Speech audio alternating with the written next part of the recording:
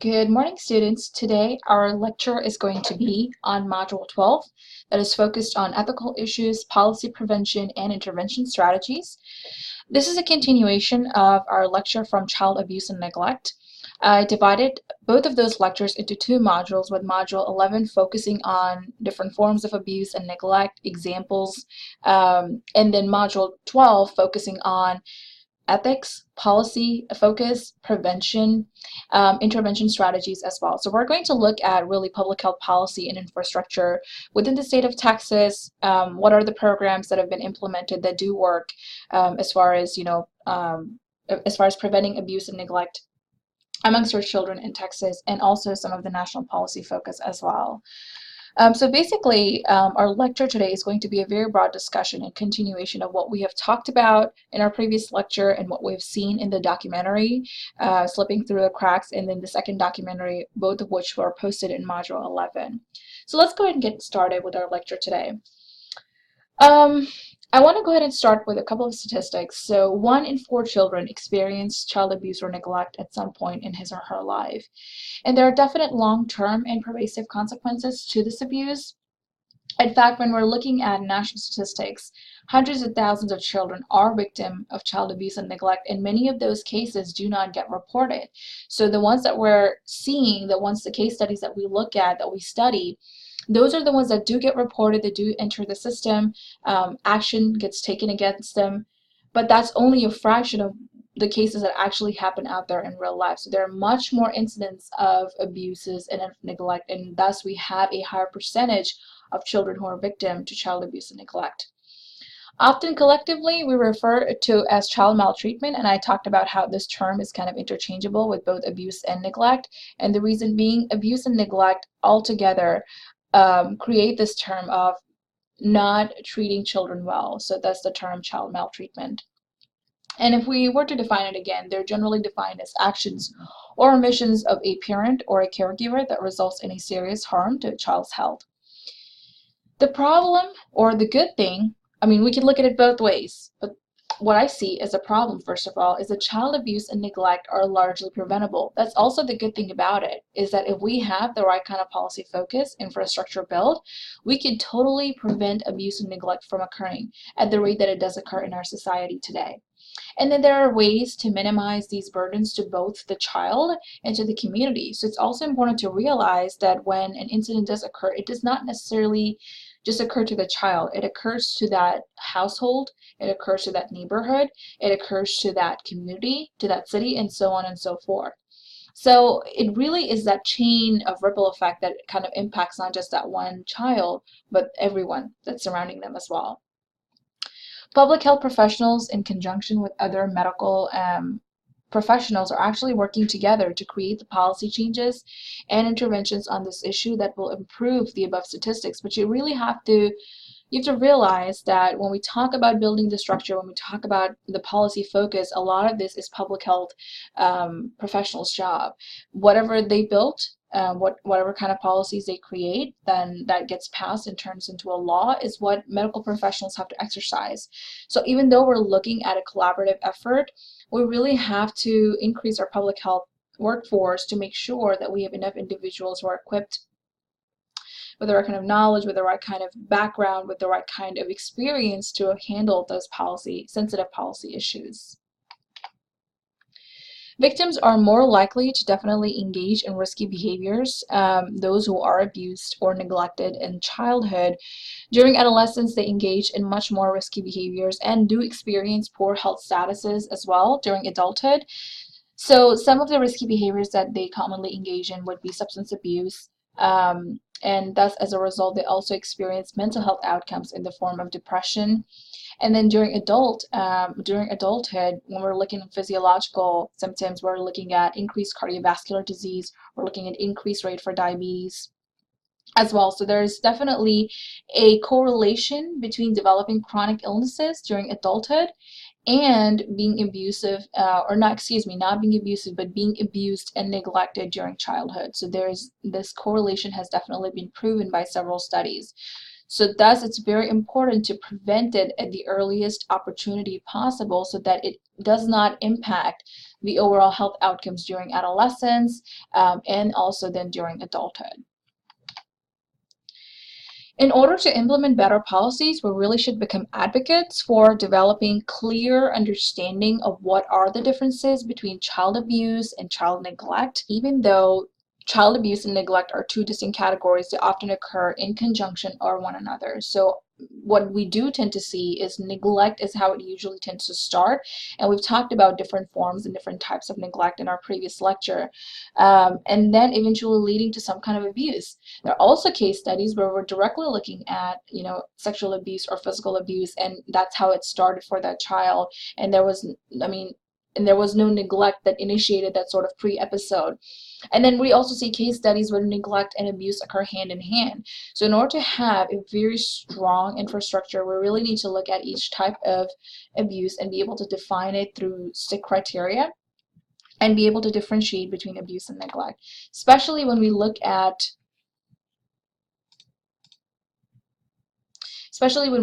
different kinds of neglect. Like, there is a physical neglect, there is a medical neglect, educational neglect, emotional neglect, and then failure to supervise. So it's very important to be able to differentiate between what exactly is physical neglect versus what is physical abuse.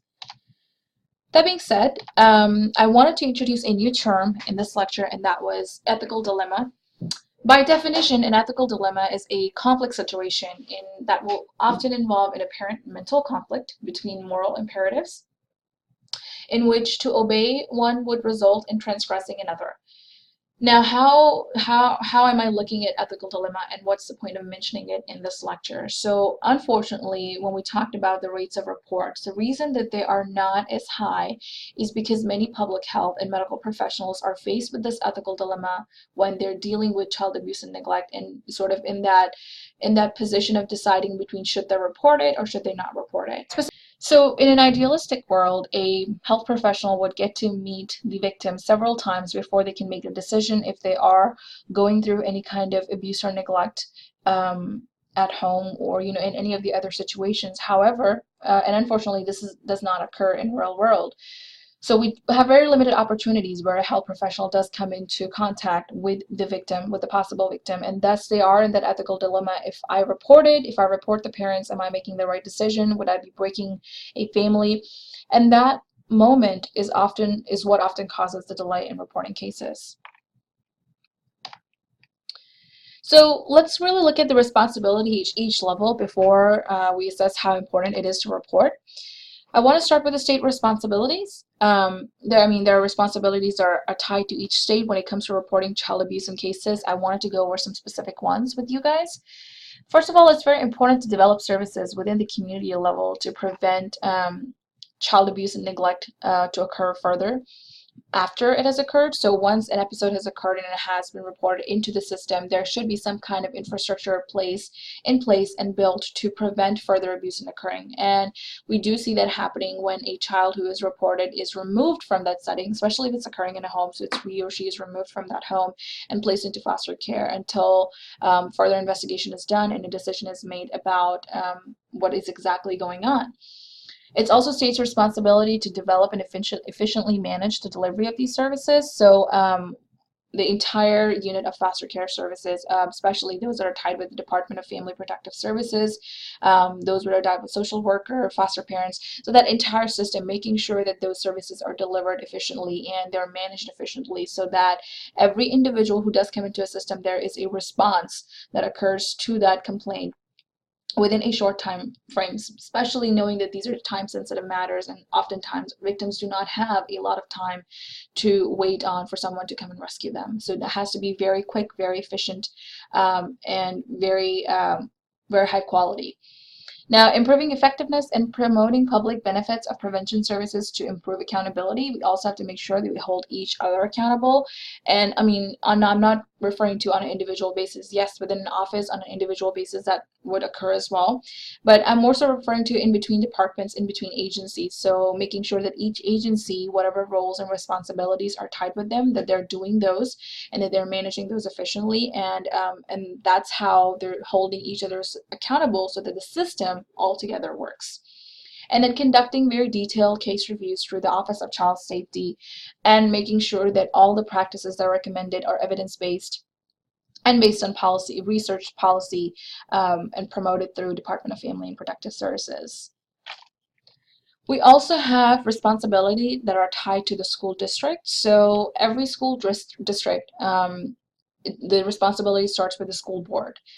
The school boards are required to adapt policies for reporting child abuse and neglect. So each school district should have a policy within their board manual that addresses child abuse and neglect and how to report it, how to take care of it, how to respond to it. All of that stuff should be covered in those policies. And they must be distributed to school personnel at the beginning of each academic year, so no exception there. At the beginning of every school year, every single individual who's part of the school staff, the school board, must have that manual, electronic or the hard copy, that addresses those policies. So if an individual, let's say a receptionist that sits on the front office, comes across a situation where she's the only individual who has noticed something odd or unusual about a child and would like to know further or would like to know what else she can do about that situation, she should have access to the manual that addresses those policies. These policies should also be addressed at all kinds of meetings, staff development programs at regular intervals that can be deemed appropriate by the board. So if, for example, the school board meets quarterly, then making sure that they're revisiting those policies and making sure that they're allowing the school staff, the school board, the faculty to have an opportunity to discuss anything, either anonymously or in a group setting at a regular interval. So making sure nothing really slips through the cracks. Also, all school personnel, agents, and contractors are mandated to report suspected child abuse and neglect according to Texas law specifically. So again, this encompasses everyone who could possibly be affiliated with the school as far as an employment is concerned. And puts them at a responsibility and holds every individual accountable for a child's safety and making sure that we all do our part to make sure our children are safe. That brings us to the next topic of duty to report, right? All of these policies, all of these rules have been created and have been put into place because they come in with this assumption of duty to report when appropriate and when necessary. And the public education system, it's important to realize why is there a duty to report. The public education system plays an important role in reporting suspected abuse and neglect of Texas children.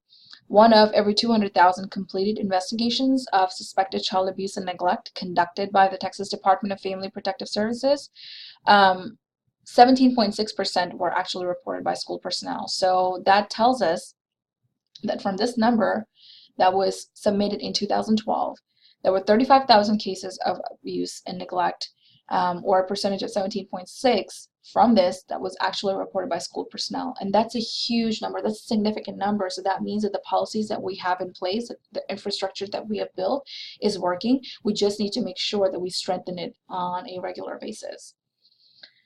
Increasing awareness about child abuse and neglect, including mandatory reporting laws, is important to protect children who are attending Texas public schools. So I'm trying to include more and more statistics that are more specific to our state. And there are many instances of child abuse and neglect that still go underreported, and that is why I keep saying we need to strengthen our system. We need to strengthen our infrastructure. Increasing awareness, making sure that there's mandatory reporting, all of that is going to come into play when you are trying to build a stronger system. Lastly, education leaders can promote awareness. They play a very important role as part of being the school personnel to report suspected abuse and neglect by developing effective reporting policies, programs, and staff development agendas. Furthermore, within Texas schools, if there is any suspicion of abuse and neglect, it must be reported within the 48 hours within the school campus, and school personnel may not rely on any other person or administrator within the school district to report the suspected child abuse or neglect for them. And that's a very important point, because we can't be successful in our system if we keep relying on each other and saying, okay, well, this individual was also in the room when so-and-so happened, so they can report it, or he can report it, or she can report it. No. There's absolutely no to all of that. Every individual who was in that situation, who was exposed to that situation, saw something odd or unusual about the child, has the responsibility on them to report it. And the local policies may not require that the school personnel report suspicions of child abuse or neglect to an administrator before they report the suspicions to Department of Family Protective Services or law enforcement, and that varies within each school. Some schools may require that you go through the school's administrator and notify them before you notify the Department of Family Protective Services. Some schools do not require that. Whatever it may be, it's important for that individual to take action right there and then to save a life.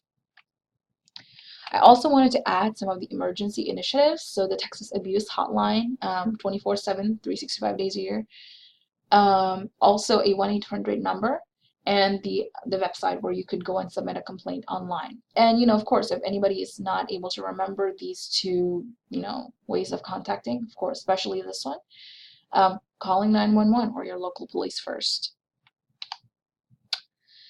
I also wanted to look at prevention strategies. So in order to increase child safety and security, researchers often discuss reducing risk factors that put children at risk of abuse and neglect while increasing protective factors that help shield them from maltreatment.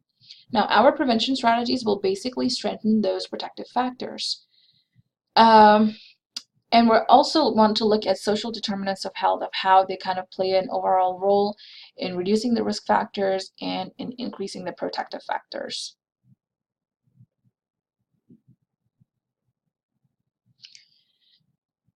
Abuse and neglect also actually occurs within the context of a larger set of factors, including social, physical, and economic environmental factors. These circumstances, the conditions in which the children are raised, are referred to as the social determinants of health, and the social determinants actually overlap. These social determinants of health overlap, which makes it difficult to pinpoint one strategy to fix this issue.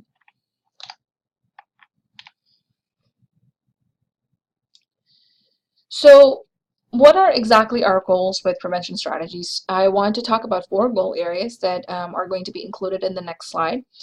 But those 4 goal areas is number 1, raising awareness and commitment. Number 2, using the data to make informed actions. Number 3, creating the context for healthy children and families throughout norms that change and programs. Creating the context for healthy children and families through policies. So you can see that all of that content that I talked about previously has been listed in this slide, just so that you have access to our 4 goals with the prevention strategies, what exactly the social determinants of health are, and what's our goal when we're talking about increasing child safety. So let's go ahead and take a look at some of the funding efforts to reduce child abuse and neglect. There have been 2 federal funding efforts.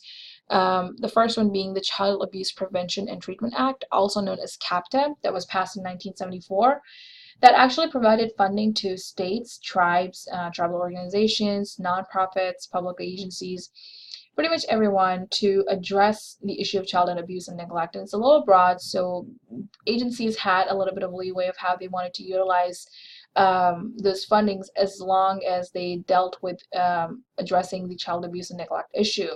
We also had a portion of the Federal Social Services Block Grant, known as SSBG, that is dedicated to preventing child abuse and neglect. So I wanted to look at a couple of federal initiatives.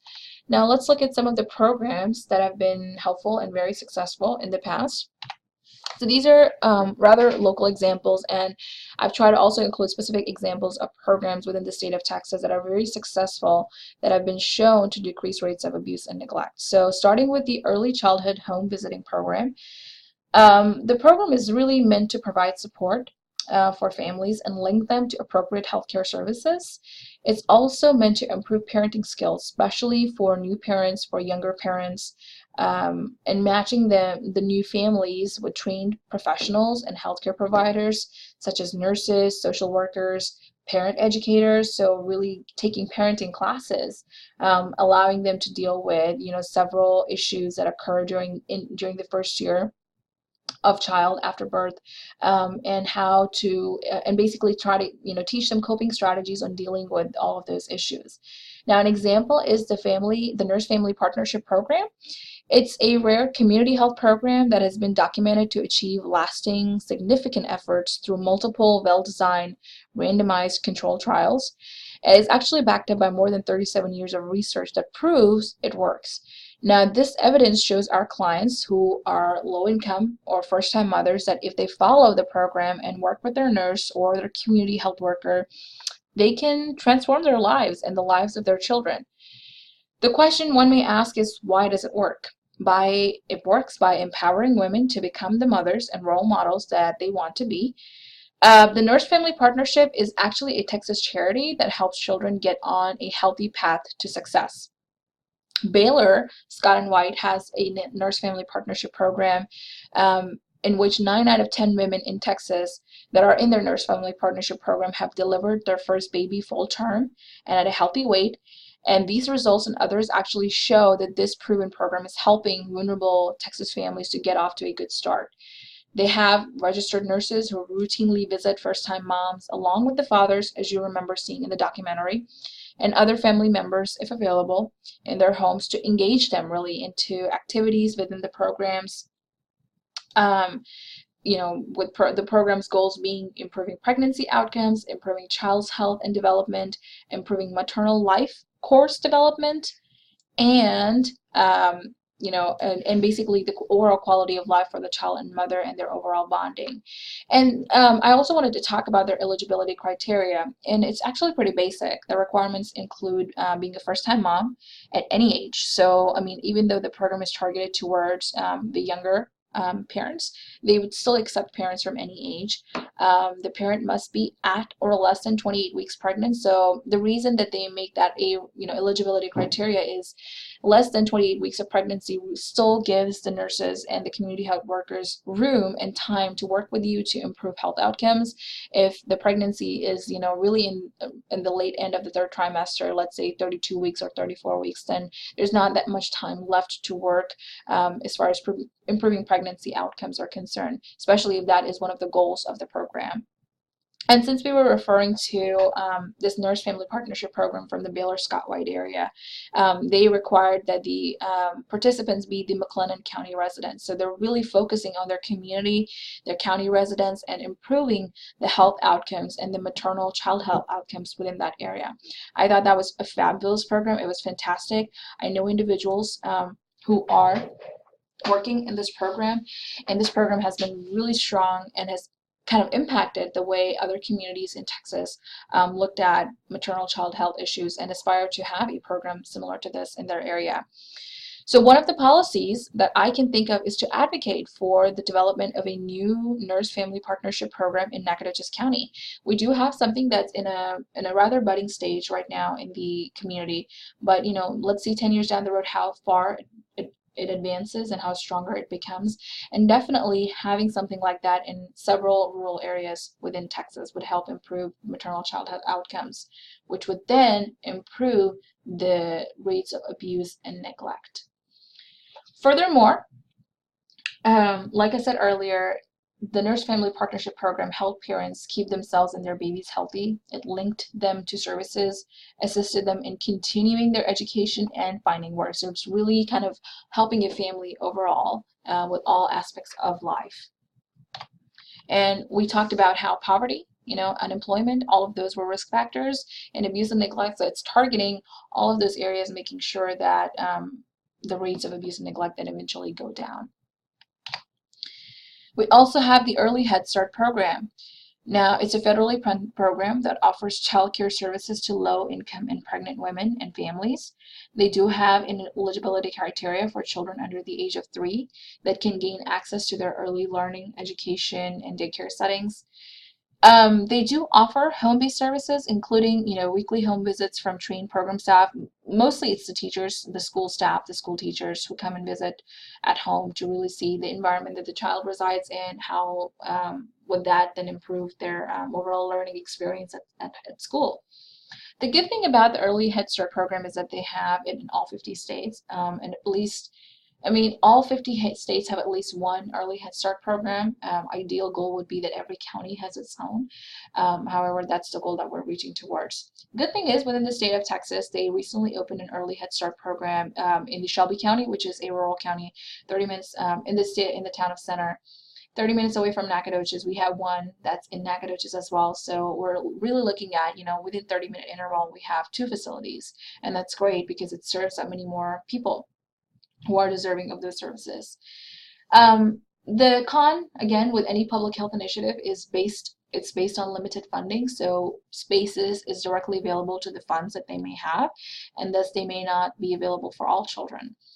To mention,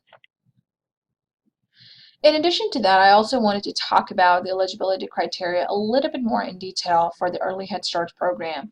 So children from birth to age 5 from families with low income, according to the poverty guidelines, are published by the federal government, are eligible for Head Start and Early Head Start services. Now, just a little bit of refresher. Remember, we talked about federal poverty thresholds and poverty guidelines. And if you remember correctly, which standard do we use to determine the eligibility criteria for federal aid programs? And that was the poverty guidelines. So again, we see that being used here for determining eligibility of the Early Head Start program. And just a little bit more in detail of what kind of services are received on the other end. It's the parents that are receiving child care subsidies. And when they do receive those child care subsidies, they tend to choose better quality child care. Why is that important? Because better quality child care increases the likelihood of the child experiencing a safe, stable, nurturing relationship environment, and decreasing the risk of their maltreatment and all kinds of maltreatment related fatalities, right? So we talked about how children who are not experiencing the right kind of care, especially within those early age groups from 1 till 3, are really, really vulnerable and prone to fatalities that do result as a risk of child abuse and neglect. Our overall goal with this program is to reduce those fatalities and those numbers. Early Head Start programs have better cognitive and language development. That has been that had early cut. Early Head Start programs have better cognitive and language development that has exhibited less aggressive behavior.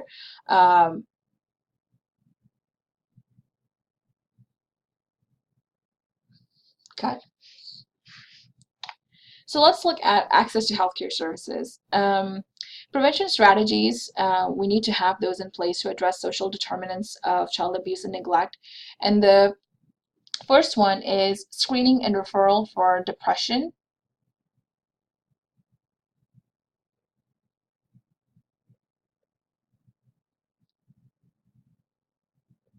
Cut. So let's go ahead and talk about access to healthcare services. The best way to make healthcare services more accessible for parents, since we're looking at their mental health and that impacting the mental health outcomes for children and adolescents. So screening and referral for depression, for substance abuse, for partner violence, for parental and financial stress.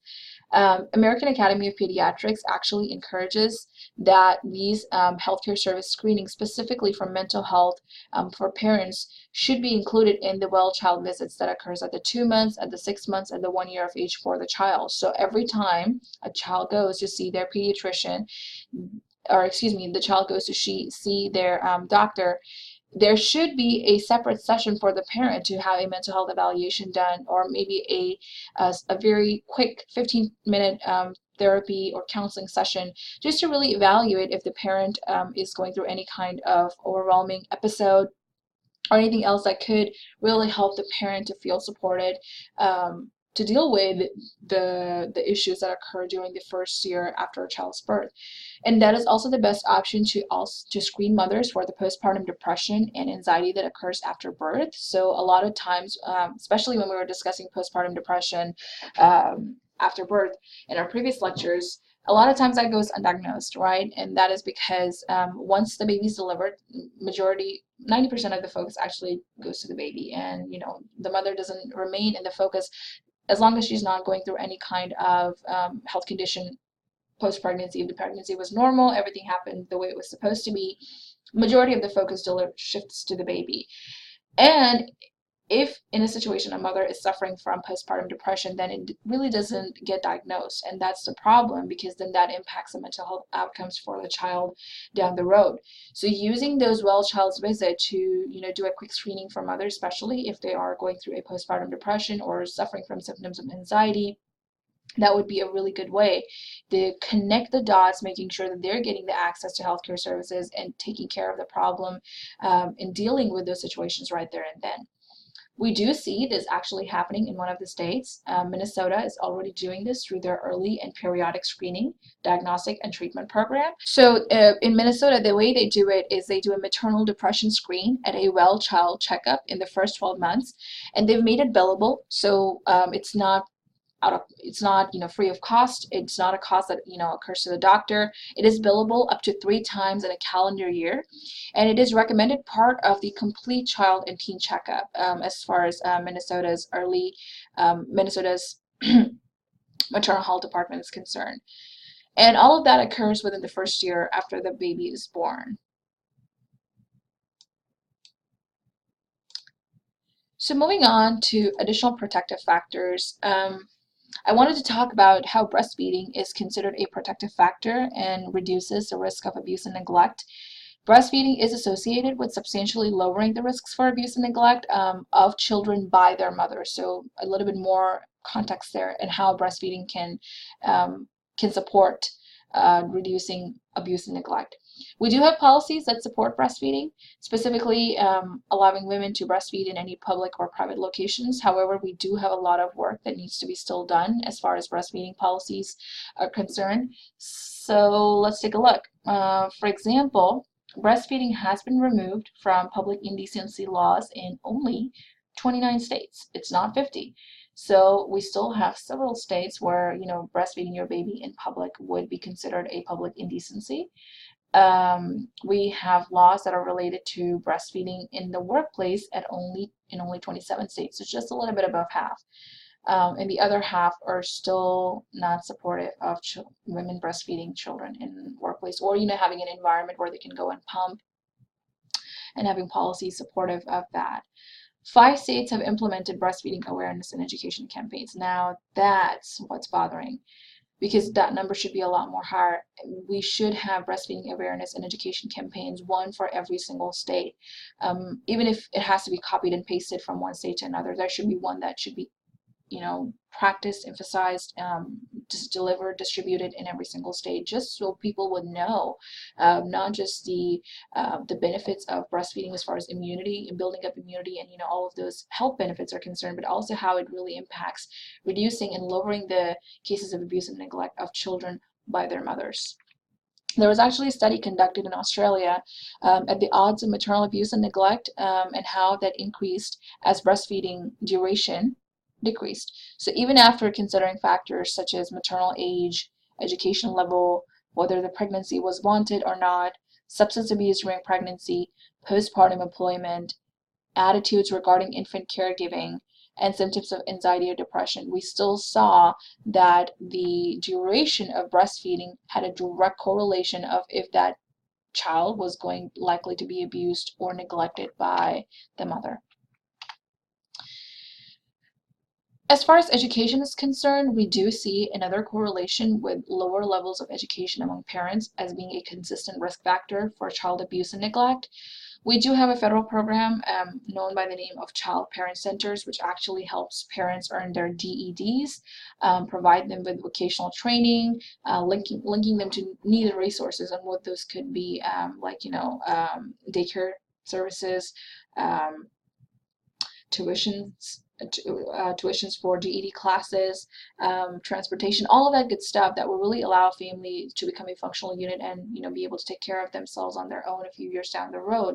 And we have seen the child parent centers, or the CPC programs, have reduced and lowered the cases of abuse and neglect in the communities where they were practiced. They've also lowered the juvenile delinquency and incarceration rates.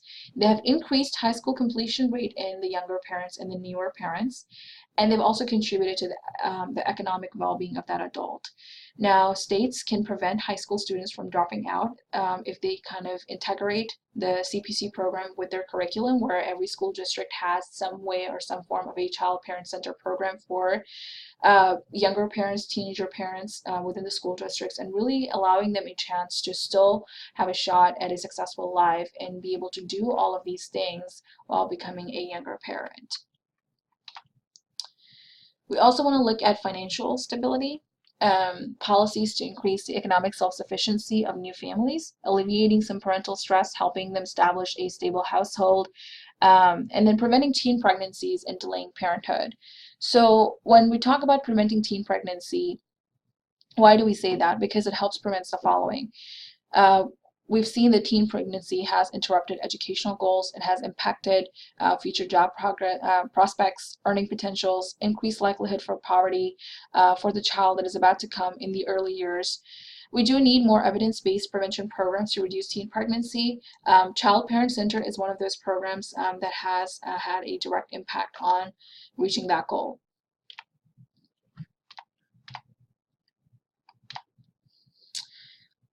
So there are emerging policy changes to prevent child abuse and neglect. Policymakers that are interested in reducing and preventing child abuse and neglect should continue, I think, to experiment with these strategies that are aimed at creating healthy relationships and environments for children. Now, policy options that are discussed over here, such as access to low-cost services, financial planning and savings, maternal and paternal family leave, all of those should be highlighted in state strategies that potentially reduce child abuse and neglect by focusing on larger social issues. So while these examples have not been fully evaluated for their effects on preventing child abuse and neglect, they do show a promise to promote some protective factors in family relationships down the road. That being said, that concludes our lecture for today. For our next class, we're going to have our teen sexual health. Remember, you're not doing the oral presentation in the health planning. However, you will be submitting your lesson plan in the Dropbox and in. So that's it for today. If you have any questions, send me an email through MySFA or through the D2L. I do prefer MySFA. I do have office hours as well from 12 till 3 today, so you can come in and visit me in person. Other than that, I'll talk to you next Monday. Have a great day. Also, a little note on the side, don't forget about your exam that will be posted starting August 2nd. So starting on Thursday, you'll have your exam 2 that will be posted. So make sure that you're preparing for your exam really well, making sure you've studied all the content, make sure that you have read all of the supplemental journal articles, you've watched all the documentaries. Even though the discussion posts are bonus, the content on the documentary can be and will be in a form of a short answer on the exam, so make sure that you are watching those. Doing the discussion post is optional. Watching the documentary is not optional. So I just wanted to reiterate that in this lecture. Other than that, if you have any questions, don't hesitate to shoot me an email. I'll talk to you on Monday. Have a great day.